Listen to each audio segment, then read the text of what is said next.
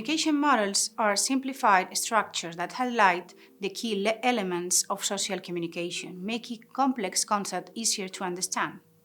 As Aguado notes, these models serve to simplify complicated phenomena. Let's start discussing both the advantage and disadvantage of using such models. On the positive side, they help to organize information and clarify the relationships within the communication process. However, their simplicity can also be a drawback, as they may be too general and create gaps between theoretical ideas and practical application. The Laswell model of communication is one of the earliest and most influential frameworks in communication theory. Developed by Harold Laswell in 1948, it defines communication as an intentional act where one person directs a message to another. Laswell model breaks communication process into 5 key questions: who say what, in which channel, to whom, and with what effect. This model highlights the essential element of any communication act: the communicator, who, the message, say what, the medium used, in which channel, the audience, to whom, and the impact of the message, with what effect. Let's explore the key features of Laswell model communication. First, the model is heavily influenced by the persuasive propaganda techniques developed during the 2 world wars.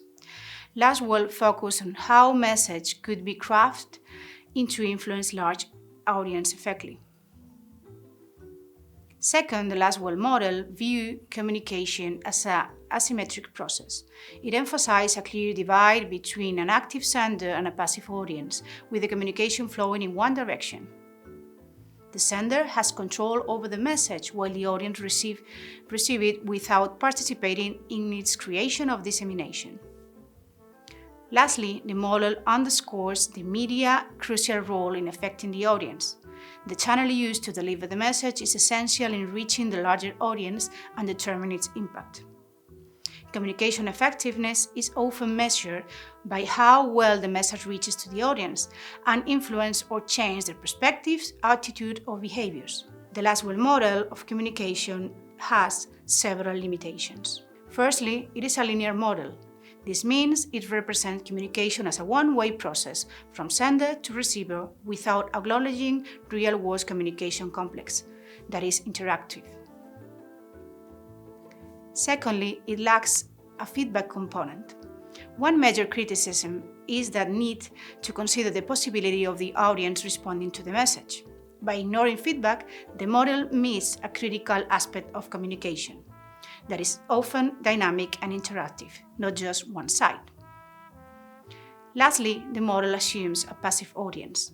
It presumes that the audience receives information without actively interpreting it. However, in reality, audiences are often active participants. Their backgrounds, experience, and attitudes can significantly shape how they understand and react to the message. Despite this limitation, Laswell model remains an essential tool in communication theory.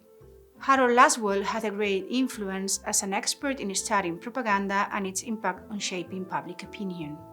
He believed that, through the right messaging, the masses could be influenced to adopt opinions set by the leaders or the media.